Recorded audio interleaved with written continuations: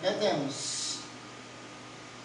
Oh, gratos ao Senhor, ao vosso Rei louvar, com alegria e com fervor, com alegria e com fervor, seu culto celebrai, seu culto celebrai. A Ele pertencem bênçãos e sabedoria, sim, glória e soberania, agora e para sempre sem fim.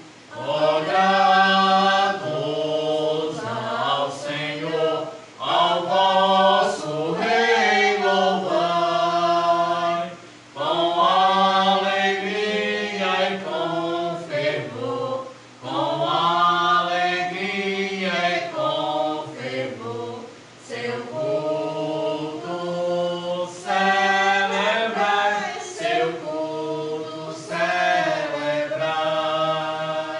A Ele pertencem bênçãos e sabedoria, sim, glória e soberania, agora e para sempre sem fim. Amém.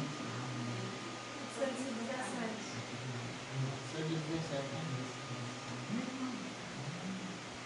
Briga no viver.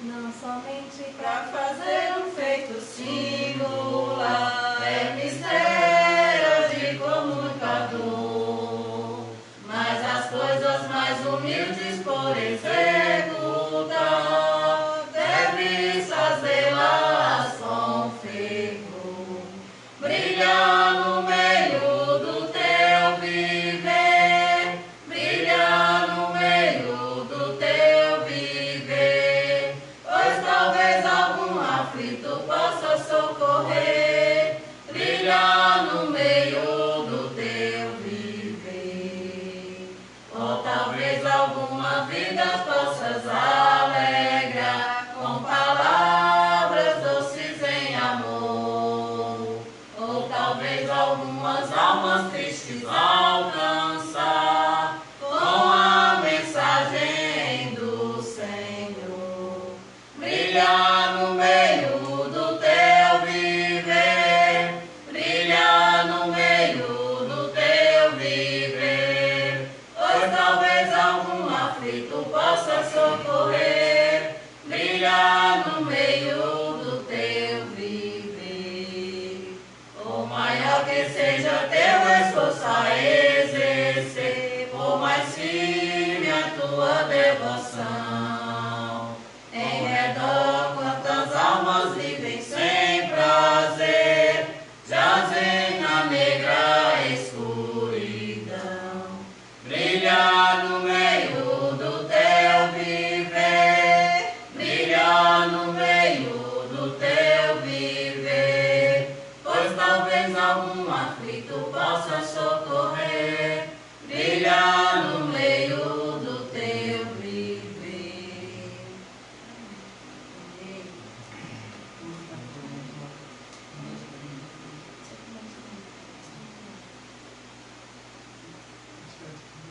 Amém. Vamos cantar. Veio o Senhor, minha vida ofereceu. Carta viva. A carta viva. Cantemos? Vem, Senhor, minha vida oferecer como oferta de amor e sacrifício.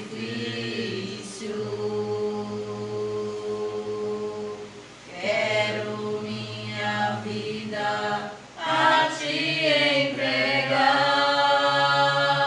como oferta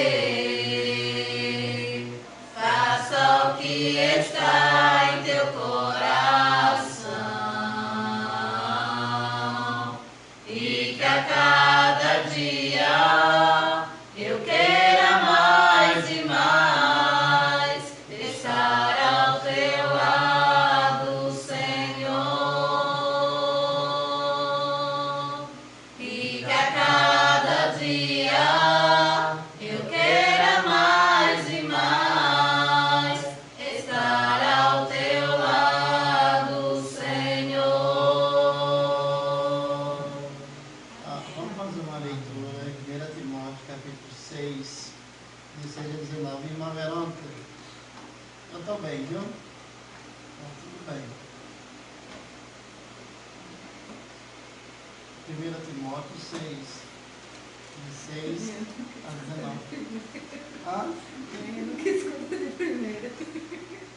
Primeira Timóteo. Distanciamento do pensamento. Primeira Timóteo.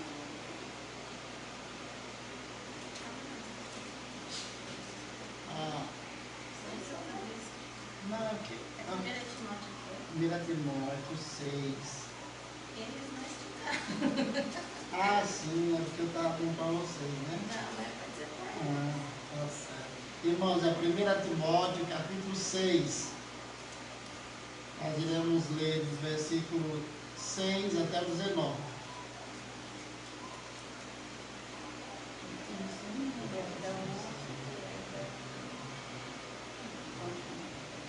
Vamos lá. De fato, grande fonte de lucro é a piedade com o contentamento, porque nada temos trazido para o mundo, nem coisa alguma podemos levar dele. Tendo sustento e com que nos vestir, estejamos contentes. Ora, os que querem ficar ricos, caem em tentação e cilada, e muitas concupiscências insensatas e perniciosas, as quais afogam os homens na ruína e perdição. Porque o amor ao dinheiro é a raiz de todos os males. E alguns nessa cobiça se desviaram da fé e a si mesmos se atormentaram com muitas dores. Tu, porém, ó homem de Deus, foge destas coisas. Antes, segue a justiça, a piedade, a fé, o amor, a constância, a mansidão. Combate o bom combate da fé.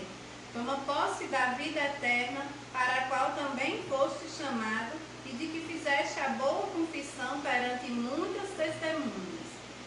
Exorto-te perante Deus, que preserva a vida de todas as coisas, e perante Cristo Jesus, que diante de Pôncio Pilatos fez a boa confissão, que guardes o mandato imaculado, irrepreensível, até a manifestação de nosso Senhor Jesus Cristo, a qual, em suas épocas determinadas, há de ser revelada pelo bendito e único soberano, o Rei dos Reis e Senhor dos Senhores, o único que possui imortalidade, que habita em luz inacessível, a quem homem algum jamais viu, nem é capaz de ver. A ele honra e poder eterno. Amém. Exorta aos ricos do presente século que não sejam orgulhosos, nem depositem a sua esperança na instabilidade da riqueza, mas em Deus, que tudo nos proporciona ricamente para nosso aprazimento. Que pratiquem o bem, sejam ricos de de boas obras, generosos em dar e prontos a repartir. Que acumulem para si mesmos tesouros sólidos, fundamentos para o futuro, a fim de se apoderarem da verdadeira vida. Amém. Amém. Vamos cantar mais um. E aí a gente vai entrar para a mensagem. Muita canção. Cadê? Tá? Quero cantar uma linda canção de um homem que me transformou. Quero cantar uma linda canção de alguém que minha vida mudou. É Jesus, o Senhor. É Jesus, o Senhor. Ele é Deus, Ele é Rei, é amor.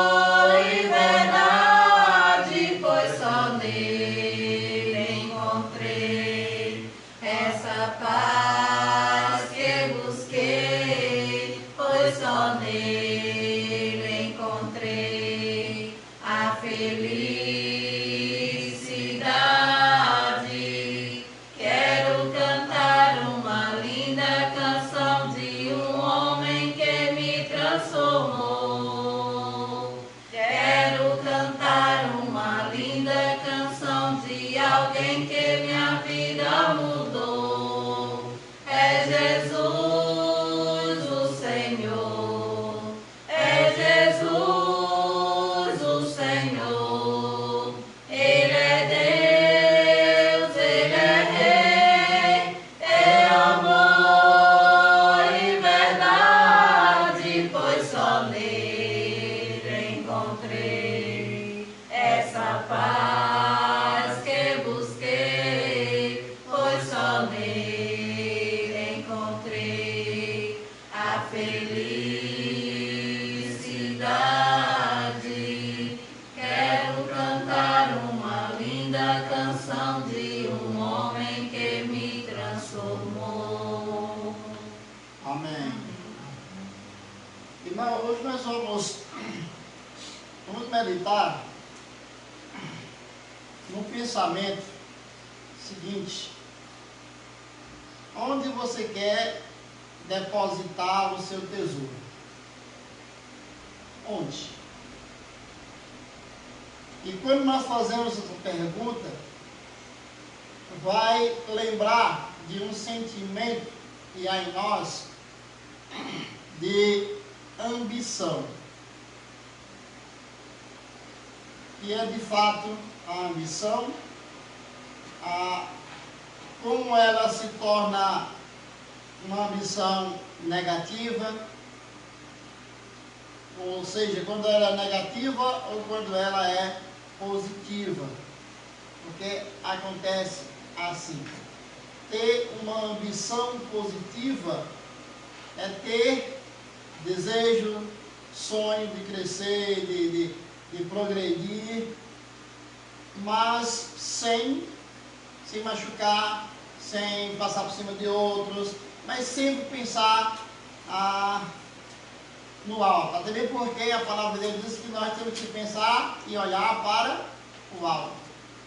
Então, no texto do Evangelho de São Mateus, capítulo 6, ele nos ajuda a entender sobre a nossa ambição, né? A ambição do cristão, até onde chega e como chega. O texto, ele vai, do capítulo 6, ele vai do versículo 19 até o versículo 34. Nós vamos aqui, para a gente ganhar tempo, já que nós começamos atrasado, nós vamos começar, eu vou estar trabalhando por parte.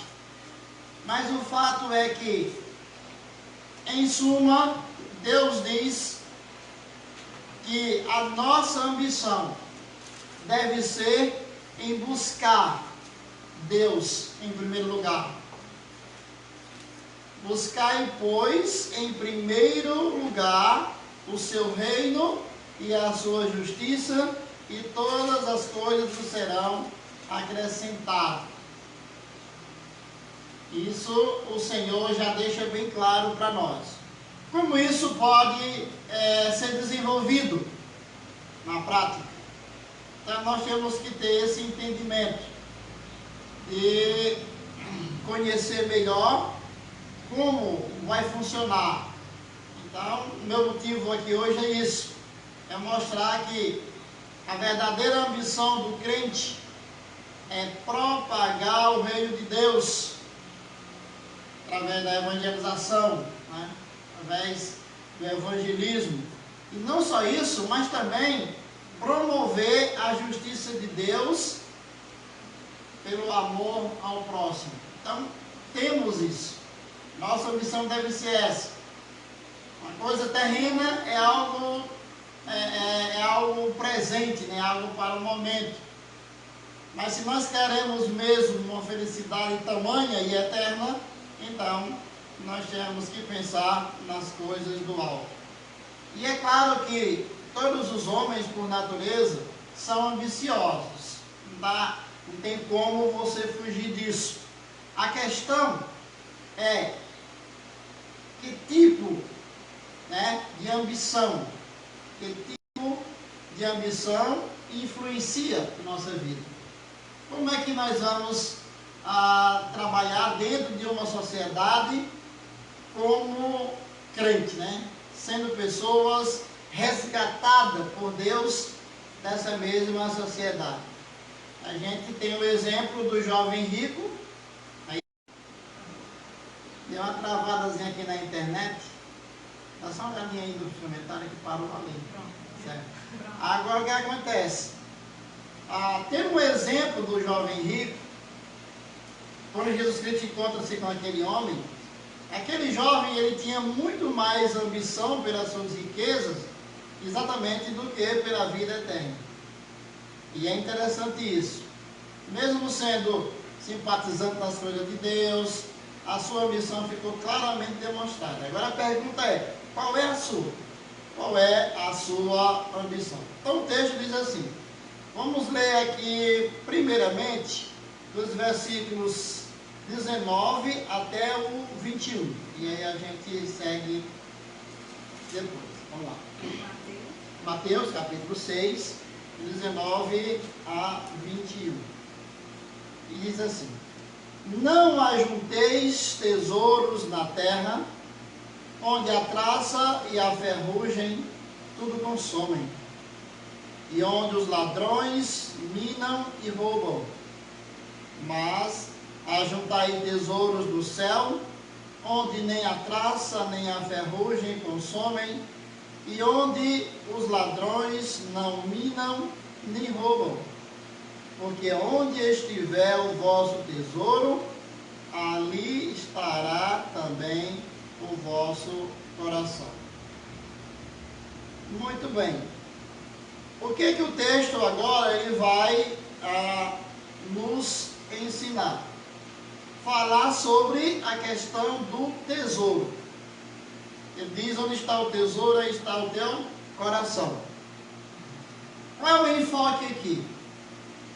Eu vejo aqui que Jesus, o enfoque que Jesus dá aqui nesse texto, é sobre a durabilidade e o valor daquilo que estamos juntando, né, em nossa vida. É isso que ele está querendo aqui focar. O tesouro sobre a terra se perderá. É isso que ele está mostrando. O tesouro sobre a terra se perderá, mas o tesouro no céu permanecerá. Por isso a ideia aqui é termos uma ambição de propagar o reino de Deus, de evangelizar, de povoar o céu. Essa é e deve ser a nossa visão do ponto de vista de Deus. Do ponto de vista de Deus, deve ser essa a nossa visão. E ele começa falando sobre os tesouros, né? Tesouros na terra, ou sobre a terra. Versículo 19. Esse versículo 19, ele começa a dizer, não acumuleis. Essa expressão, não acumuleis, Jesus aqui é bem enfático aqui. Não acumuleis, ou não juntais tesouro na terra. Ele diz isso. Então, esse tesouro na terra, que ele fala, não devemos juntar, esse tesouro ele não deve ser a cobiça nossa. Ele nos mostra que é isso. Não deve ser a nossa cobiça. Não é o dinheiro, não é posição social, até bem porque se nós fôssemos hoje viver de posição social não dava certo, porque uma vez salvo, purificado de uma sociedade corrupta, viver dentro dela da maneira de Deus, não tem como você progredir, fazer sucesso de maneira nenhuma. Por isso, nós precisamos ter esse cuidado. Jesus está falando aqui sobre os tesouros na terra que não devem ser a nossa cobiça, não deve ser o nosso objetivo. É claro que você, do ponto de vista humano, você trabalha a sua missão terrena, você trabalha para crescer profissionalmente, você vai você vai ganhar algum dinheiro, juntar algum dinheiro, até bem porque nós devemos, na medida do possível, juntar alguma coisa para que a gente possa, na velhice, ter algo, o que está muito difícil da gente fazer isso. Né? Está muito difícil, até a aposentadoria está difícil.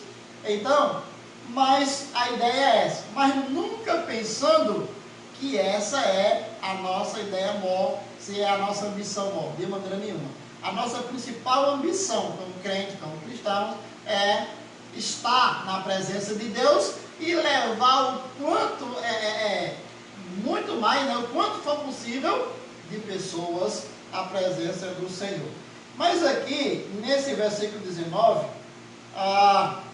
ele usa aqui 3 palavras que não são muito boas, traz para nós resultados negativos, né? Primeiro ele usa a palavra traça, né? Olha aí, se você observa, vamos fazer o seguinte, vamos ver Lucas 12, eu vou pedir aqui Netinha que vai lá, Lucas 12, mas aqui a gente vai, vamos fazer o seguinte, vamos ler só Tiago 5, 2 e 3, porque a aula é muito longa aqui, mas eu vou usar só isso aqui que dá certo. Tiago 5, versículo 2 e 3. Bom dia, meu irmão Xavier. As vossas riquezas estão corruptas, e as vossas roupagens comidas de traça.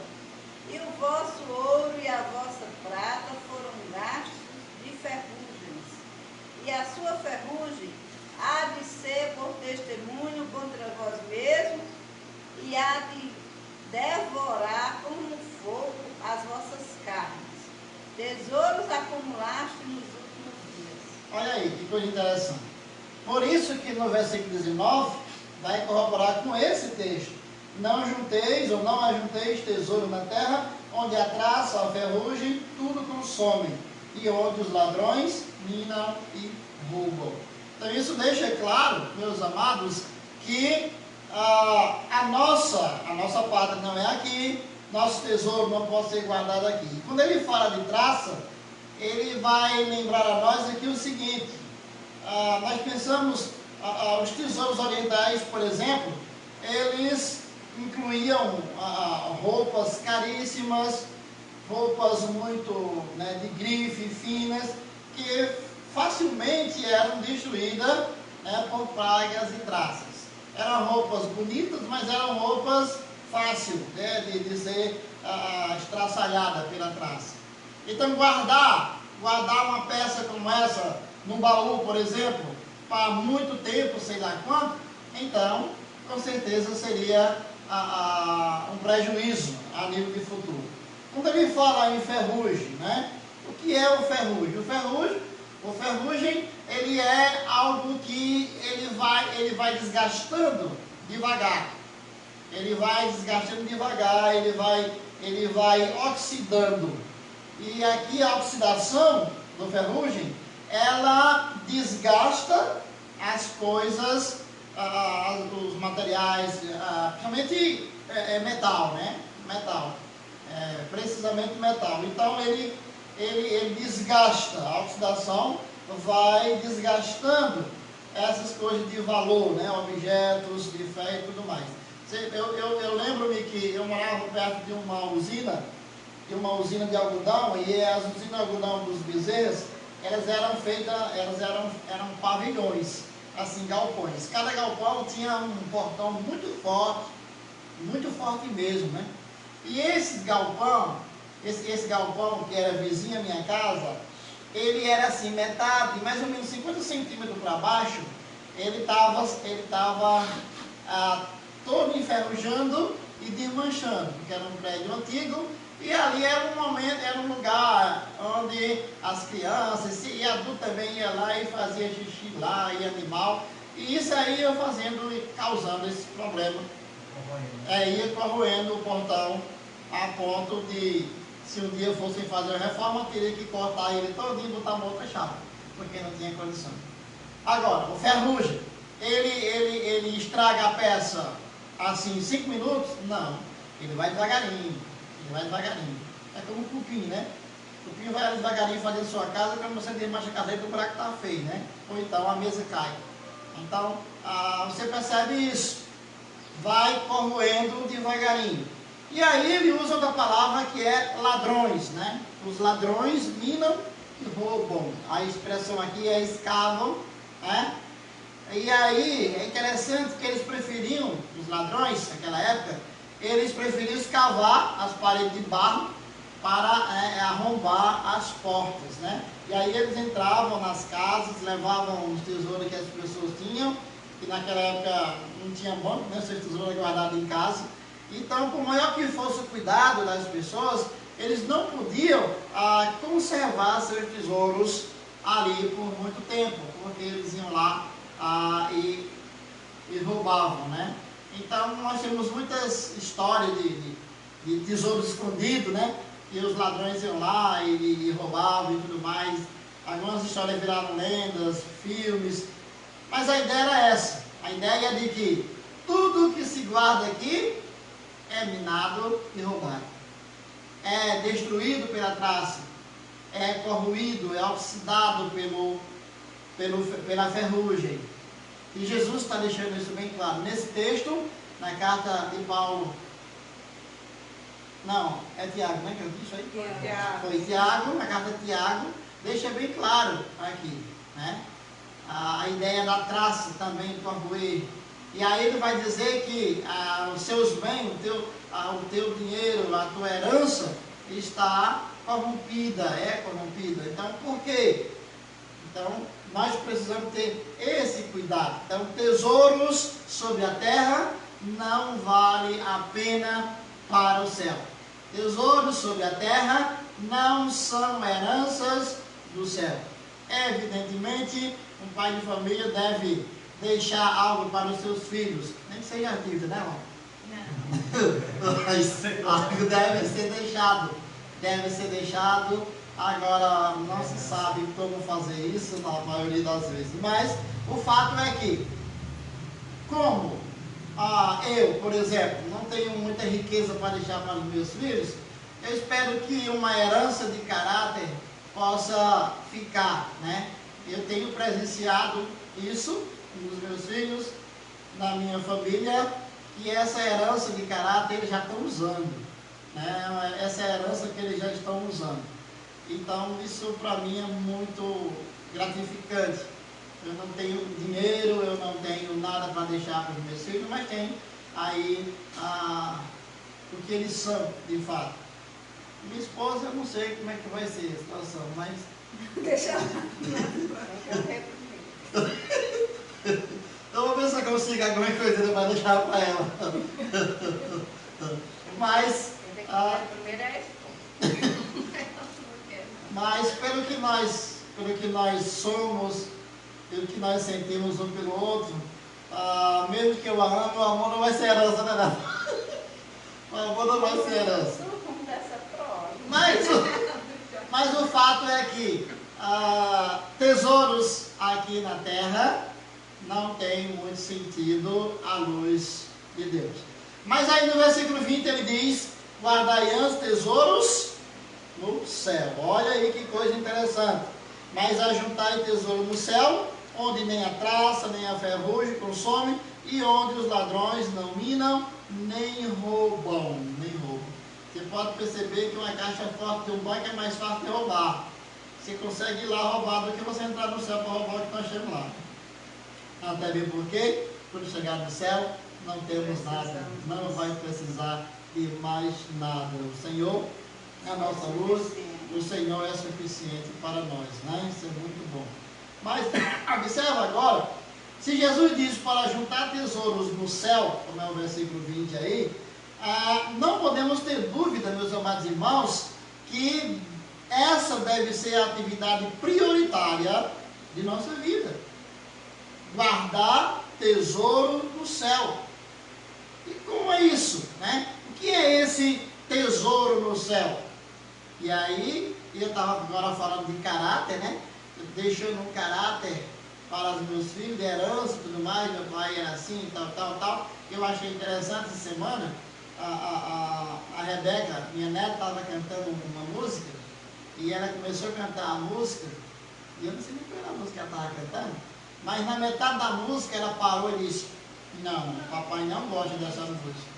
Quer dizer, a gente já começa a ver que as crianças de uma família cristã, elas já começam a observar desde pequena o caráter do seu pai.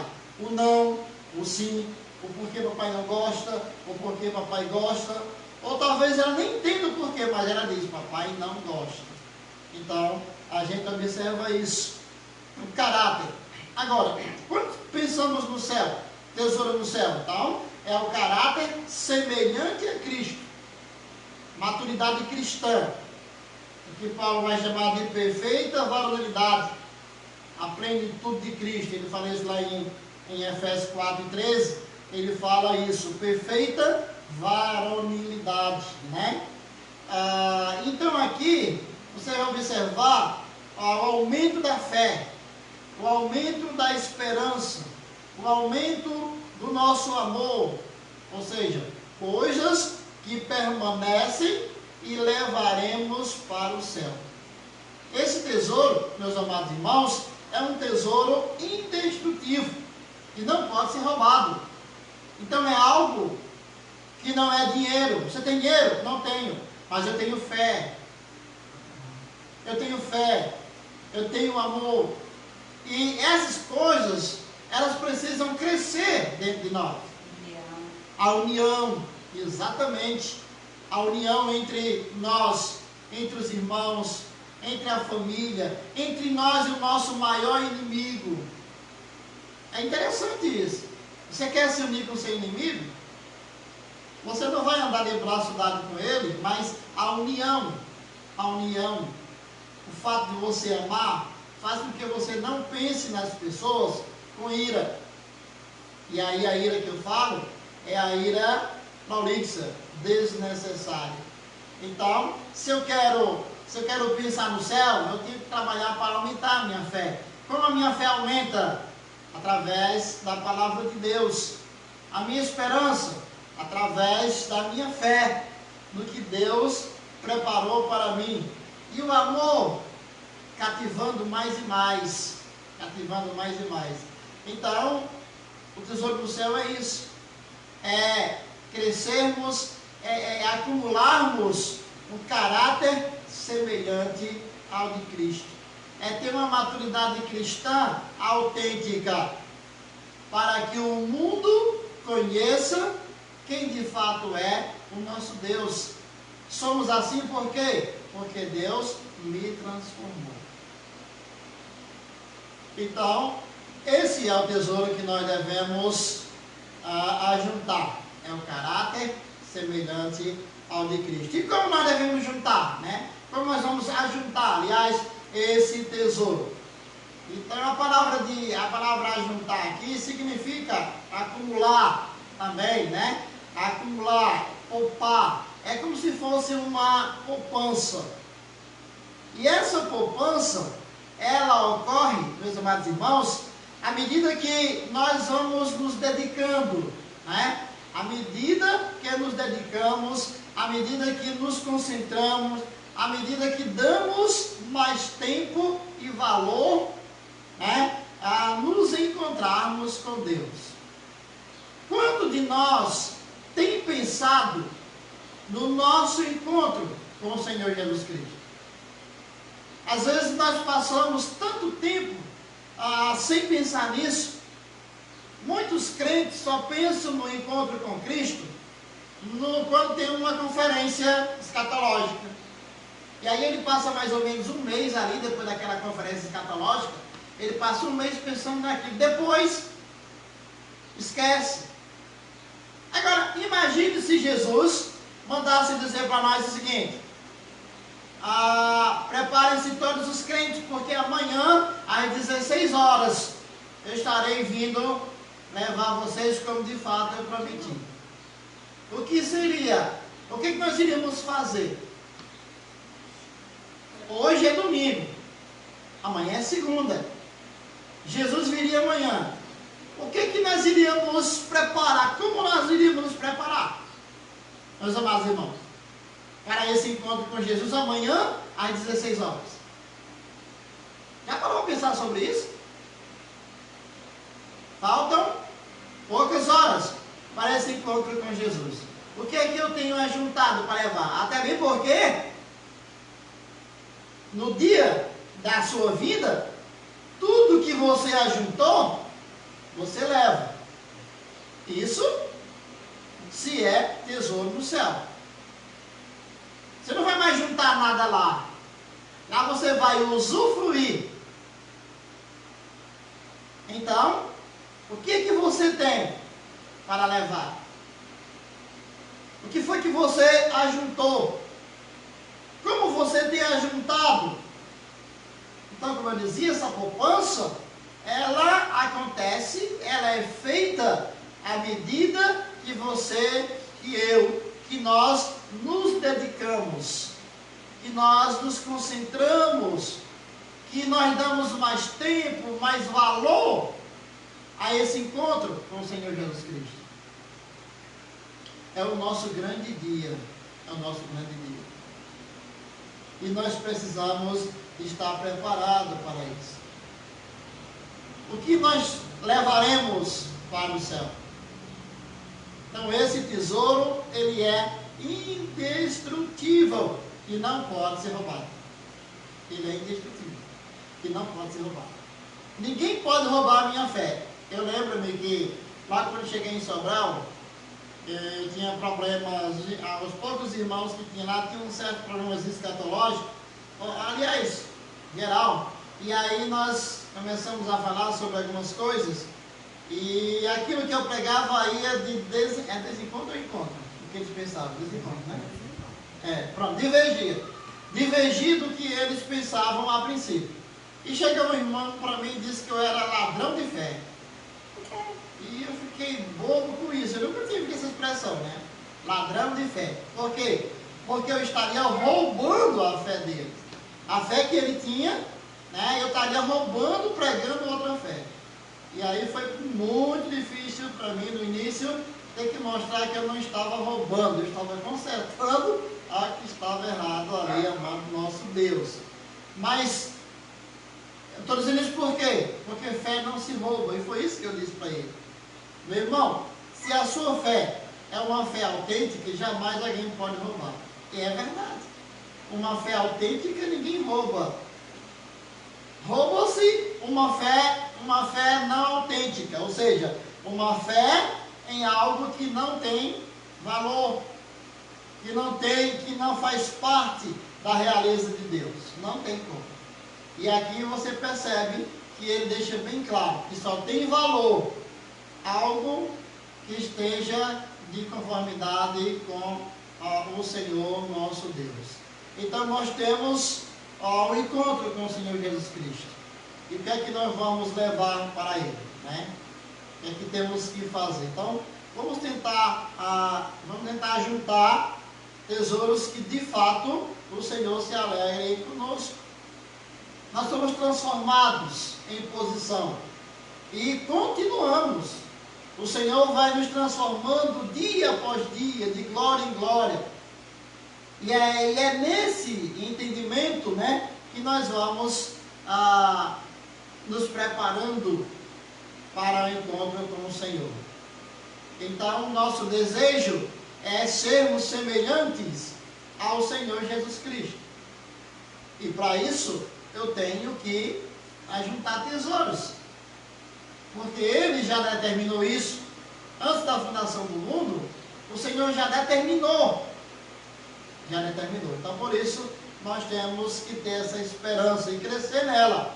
Então, essa atividade temporal que nós vivemos hoje vai culminar em resultados eternos, dependendo do que nós estamos ajuntando. Então, tanto aqui o amor, a esperança, né, a fé e outras coisas mais devem ser de fato guardados, né? Devem ser de fato ajuntado para no céu, nós sermos, o Senhor olhar para nós e dizer: servo bom e fiel. Então esse é o investimento mais seguro da vida, é estar à semelhança de Cristo, é dedicar-se ao Senhor. Tudo que nós fazemos hoje para o Senhor faz parte desse ajuntar de tesouros, certo? Muito bem, no versículo 21, ele vai falar agora de algo interessante. Ele sai de tesouro sobre a terra e ele vai falar de coração, né? E aí o versículo 21, não sei se tem um caminho aberto aí, diga aí. Versículo 21. Porque onde está o teu tesouro, aí estará também o teu coração. Pronto, onde está o teu tesouro, estará também o teu coração. Bom, aquilo que você considera de valor e de durabilidade para a vida, ou seja, o Jesus Cristo aqui está dizendo que será o objeto de sua busca, será o objeto de sua dedicação e até de sua entrega total. Aquilo que você considera de valor. Agora, o que você considera de valor na sua vida? Por isso esteja certo, meu amado, de que o tesouro no céu deve ser o seu objeto de valor. E você deve ajuntá-lo à atividade de sua vida. Vivemos hoje a nossa vida terrena sempre pensando no nosso encontro com o Senhor.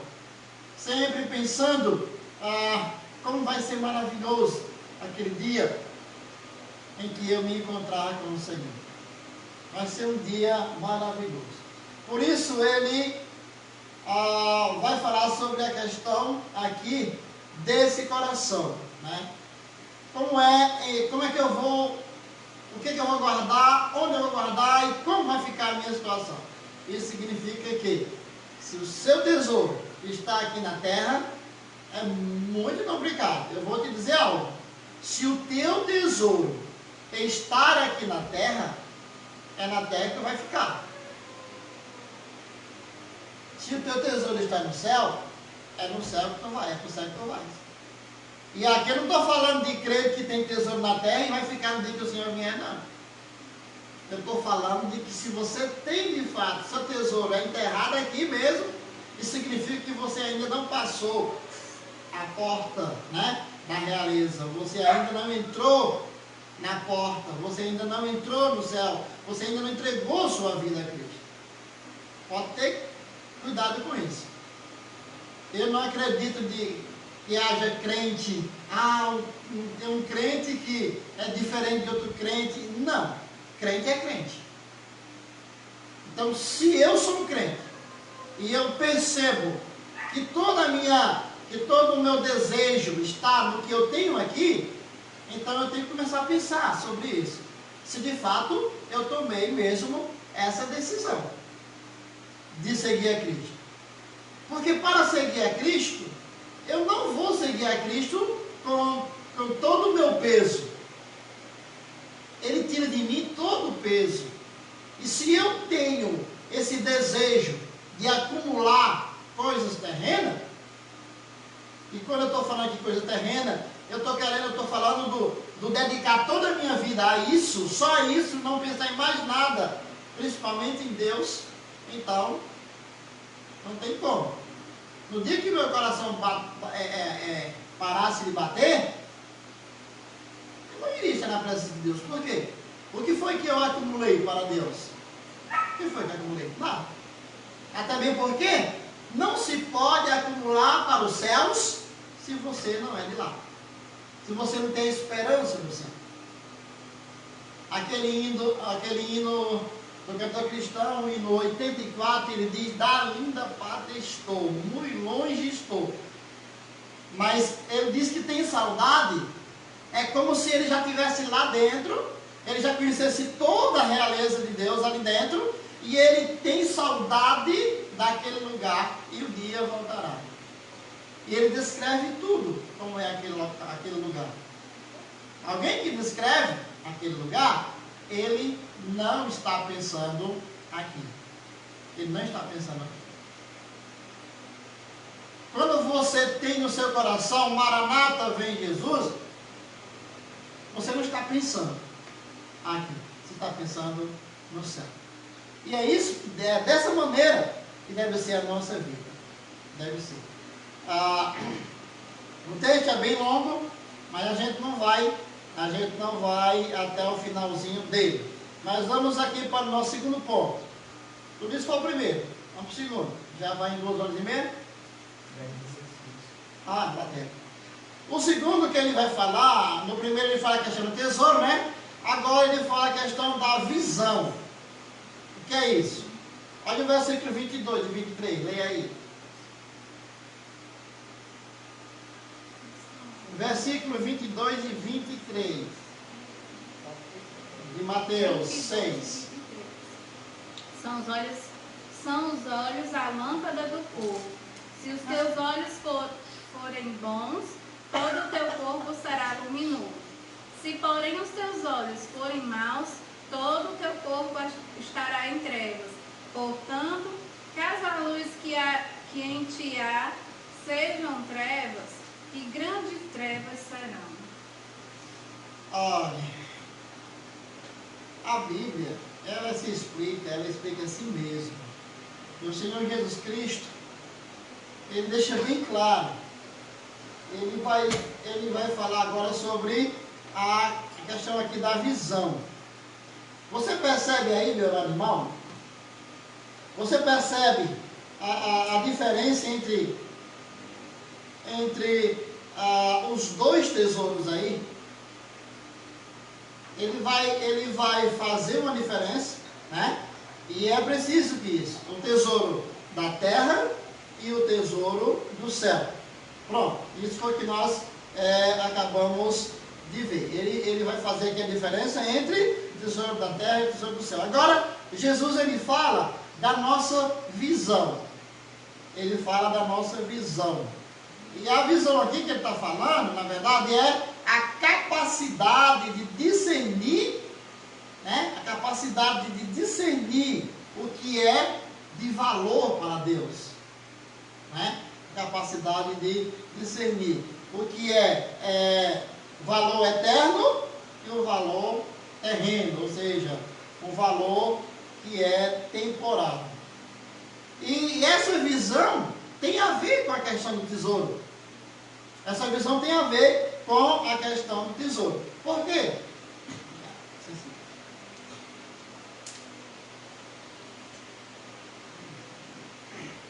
Por que tem a ver com a questão do tesouro? Porque quando você ajunta, você está tendo uma visão. A sua visão é para gastar onde? Né? Para gastar onde? Então, quando você junta um dinheiro, você está pensando em quê? Eu vou juntar um bom dinheiro na minha poupança, para quando eu morrer eu levar para o céu. Será que essa é a minha visão? Está muito errada. Não posso, de maneira nenhuma, né? Então aqui Jesus está falando dessa visão, que é a nossa capacidade de discernir o que é de valor eterno e o que não tem, né, valor eterno, ou seja, o que é temporal. Então, o que ele está mostrando aqui é que se a sua visão, né, a sua visão determinará a direção e a qualidade de toda a sua vida. A sua visão vai determinar isso. Vai determinar a direção, né, e a qualidade de toda a sua vida. E a pergunta é, em que você está fixando seus olhos? Para onde você está olhando? Então, ele fala, assim como ele fala de dois tesouros, ele fala aqui de dois olhos. Olhos bons e olhos maus. 22. Olhos bons, né? A comparação aqui é entre uma pessoa cega, e aqui no contexto é isso, entre uma pessoa cega e uma pessoa que enxerga. Então, quem tem visão dará ao seu corpo o quê? Uma boa direção. No contexto físico. Quem tem uma visão boa, ou seja, você está vendo onde pisa, então você dá uma boa direção. E aí você vai ver a relatividade da visão hoje. Tem gente que não usa óculos. Tem gente que usa óculos. E a gente usa óculos por quê? Para ver melhor. Porque precisa. Para ver melhor. Já tem outros que não precisam de óculos. Parece. Que parece. Que vê bem. Agora, um cego total. Não vê nada. Evidentemente. Então qual é a direção que ele tem? Do mesmo jeito é aqui como o Senhor fala. Aquele que tem uma visão boa, dará ao seu corpo uma boa direção. Então, ele deixa bem claro que a boa visão conduzirá a sua vida no caminho, no bom caminho. E aí você não vai tropeçar, a sua caminhada vai estar mais rápida, vai ser mais seguro e vai ter um objetivo. Aí você figura agora para a questão, a visão, discernimento. Da mesma maneira, se você tem um discernimento bom, então você vai ter de fato um futuro bom.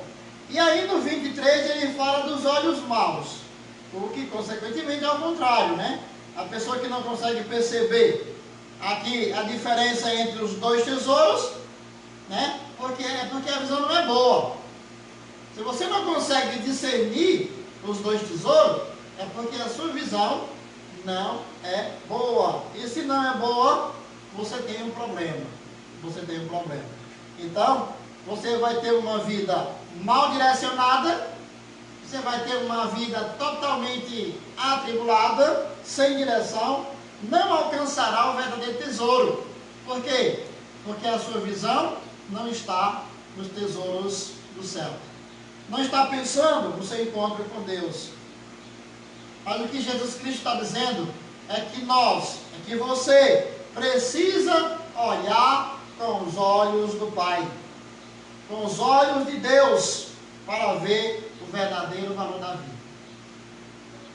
Ou nós fazemos isso, ou a vida não terá sentido para ninguém. A vida não terá sentido para ninguém. Então, ele fala a questão do tesouro, e ele faz a diferença entre os dois tesouros. Ele fala da questão dos olhos, a visão. Dois tipos de olhos aqui, olhos bons e olhos maus. Se você pensa no futuro com os olhos maus, então você não tem um futuro que preste. Futuro até que vai ter, mas que preste não. Verdadeiro não. E por fim ele fala na questão da riquezas e ansiedade. Passando aqui um pouquinho na parcela desses dois, no versículo 24, deixa eu lembrar aí. Lembra aí, Patrícia?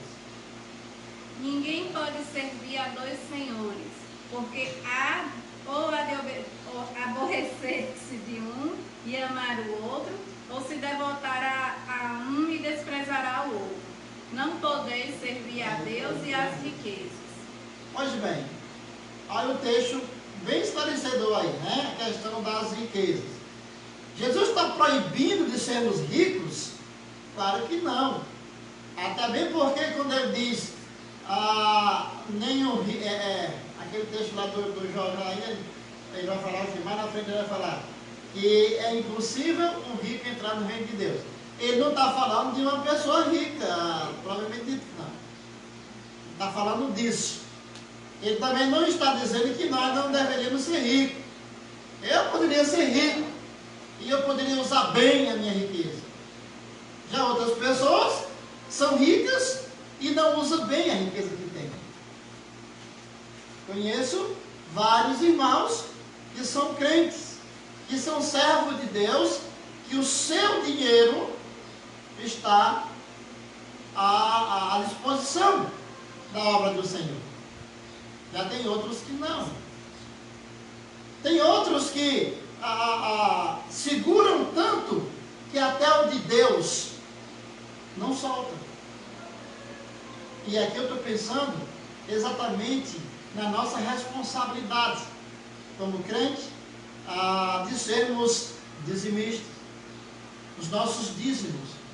Nós temos visto, meus amados irmãos, eu tenho visto mensagens de pastores dizendo que houve uma baixa enorme. E eu sei muito bem disso. Né? Os missionários sabem disso, alguns deles, outros não. Que houve baixa. Por quê? Porque devido ao fechamento dos templos da igreja, a igreja fecha. O que é a igreja? Agora dá para se perceber quantas vezes você pensou o que é a igreja. Se somos nós ou o templo. Quando o templo fechou, fecharam-se os bolsos dos irmãos. Os irmãos não foram mais generosos, não vou nem dizer generosos, vou dizer obedientes à causa financeira na obra de Deus.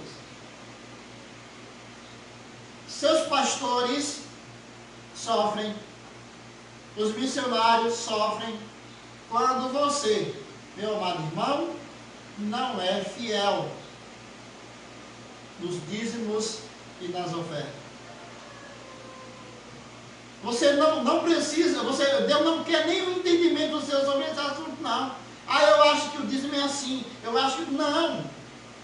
Ou você obedece o que Deus está dizendo, ou então a coisa está difícil. Você está em pecado, se você não fizer a coisa certa. Está em pecado porque você está deixando a obra de Deus parar. Porque a sua situação, agora, se a sua situação financeira não vai bem, está desempregado, é outra coisa, não está ganhando dinheiro, é outra coisa. Mas se você ganha, é como aquela história. Se alguém vem na tua casa e dizer, falta isso, e tu tens para ajudar, e em vez de ajudar diz, vai em paz, então tu estás errado com isso, pecas. O dízimo é do Senhor. E se você não faz isso, meu amado irmão, se você não entrega, a igreja não vai ter como arcar com as suas despesas. A igreja não vai ter receita, não vai conseguir se manter. Não vai conseguir. A igreja não vai conseguir se manter. O que eu estou falando da igreja é o povo de Deus reunido. Porque esse povo reunido no templo, há gastos. Aí você vai pensar, não, mas o templo está fechado, não tem gasto. Será que não tem? Tem energia, tem água. Se o prédio for alugado, tem que pagar aluguel. Amém para aqueles templos que estão fechados, mas não estão pagando aluguel. Mas os que estão pagando aluguel estão sofrendo com isso. Por exemplo, eu estou pagando aluguel 2 meses já com o templo fechado. Estou pagando 2 meses, água e luz do templo. A mulher lá não quer saber não. Ou eu entrego o templo, né? Ou eu entrego o prédio, ou eu continuo pagando. E a pergunta é, como é que vamos fazer isso? Para a honra e glória do nosso Deus, Ele promoveu esses 2 meses isso acontecer. Mas, mesmo confiando em Deus, né? Eu tenho que entender isso. Cada crente tem que assumir a sua responsabilidade. Porque às vezes a obra continua, mas o peso foi maior em alguns. Teve alguns que, além de assumir a sua fidelidade e obediência dos dízimos, ainda ajudou generosamente para que a despesa fosse suprida. Então, precisamos pensar sobre isso. E aí ele fala, tesouros, mas dinheiro aqui é tesouro aqui. Não. Agora aí você vai ter que parar para pensar sobre isso.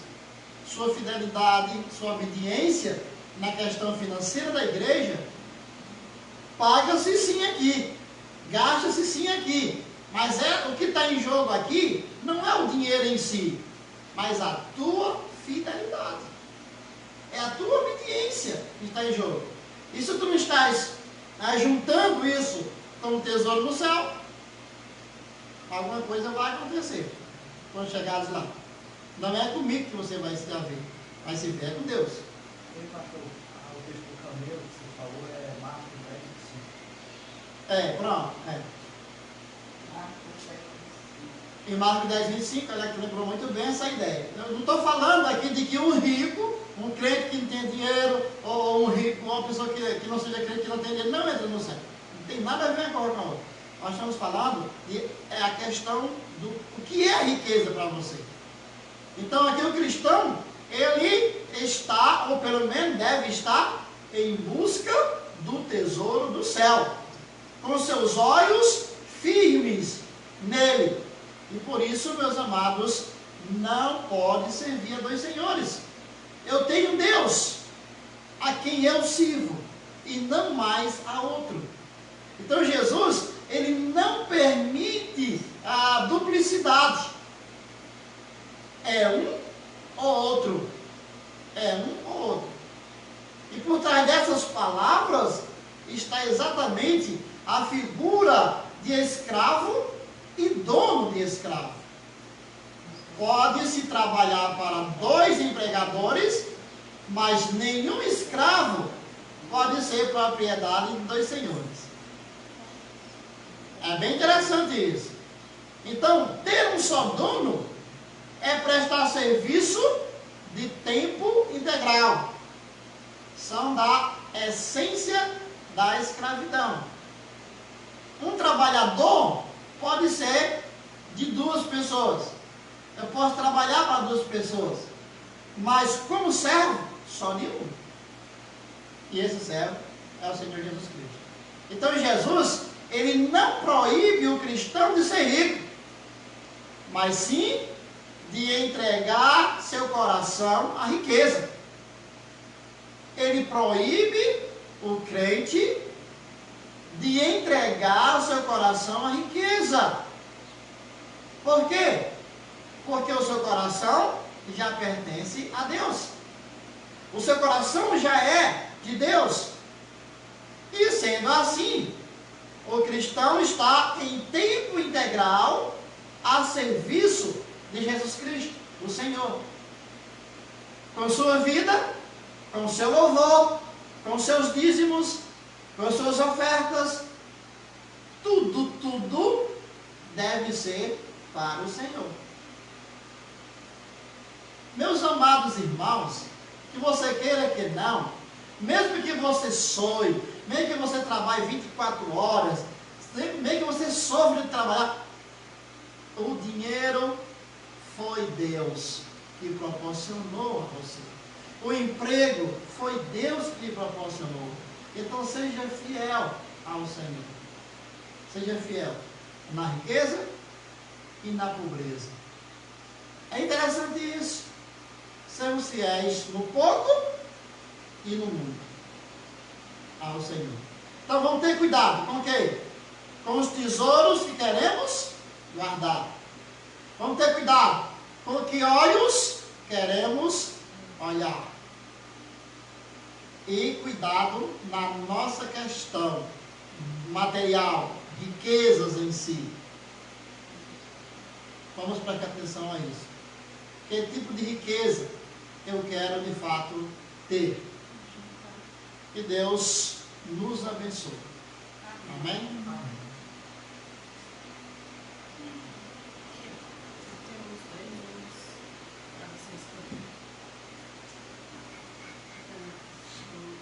As riquezas do mundo. Eu acho que você vai gostar dele.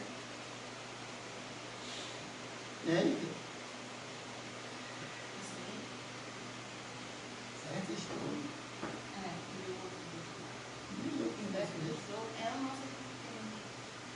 Ah, é o 377, né? Muito bem. Da cidade. Bora? Consegue? Vamos lá. É o 9. 498. Eu não pergunto se o pastor está bem.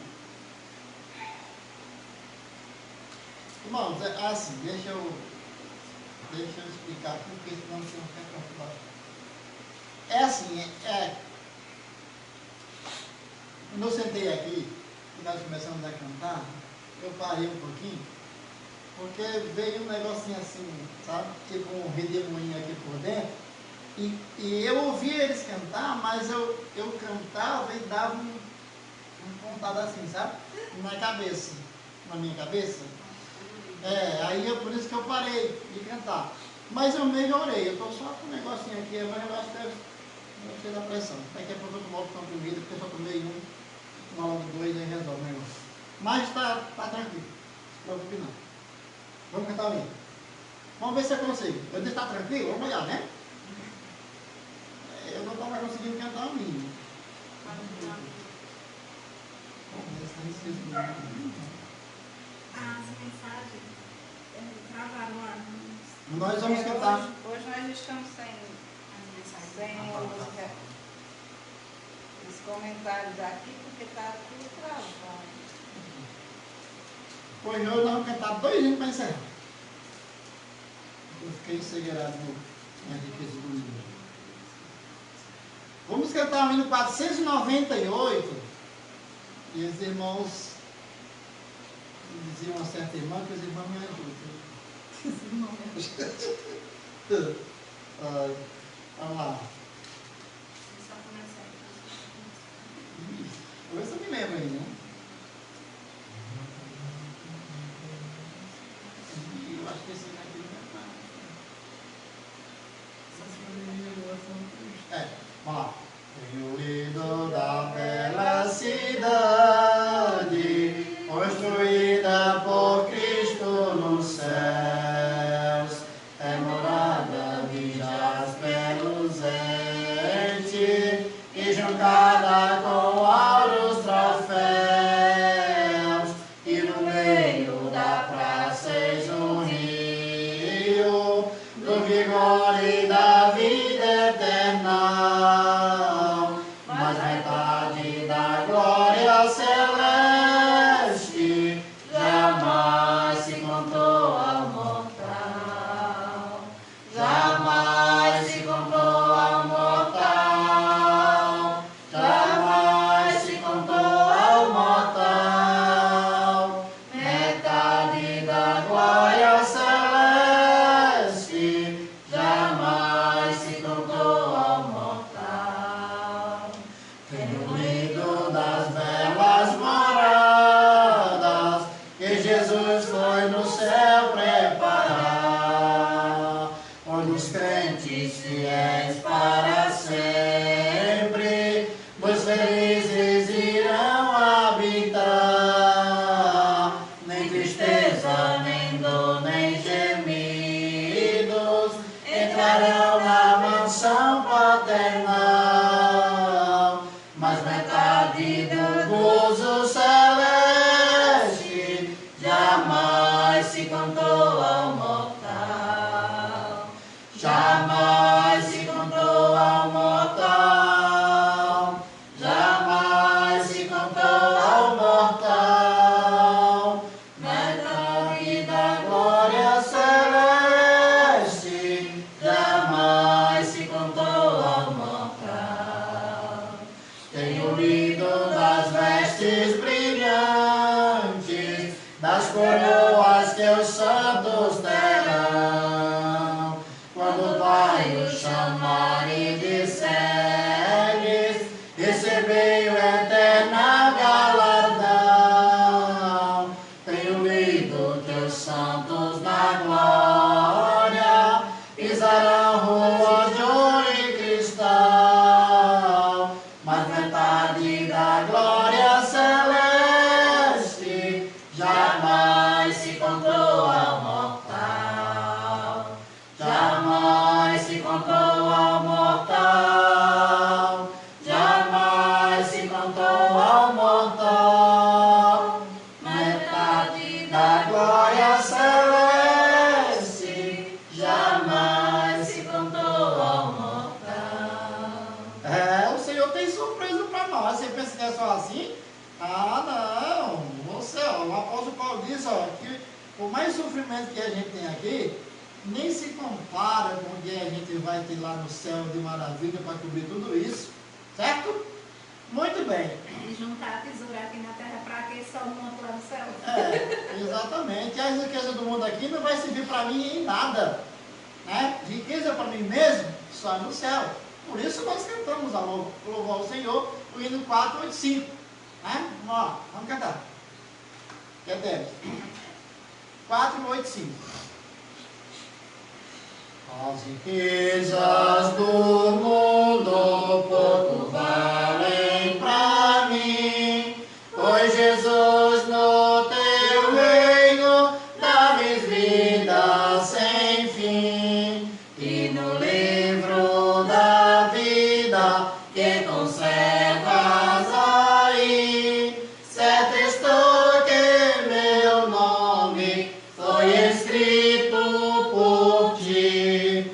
Foi escrito por ti o meu nome no céu. Se no livro da vida foi escrito por ti, meus pecados são muitos como areia no mar, mas Jesus me revela sua graça sem par. Veio para salvar-me, o seu sangue verteu, e as delícias eternas ele me prometeu.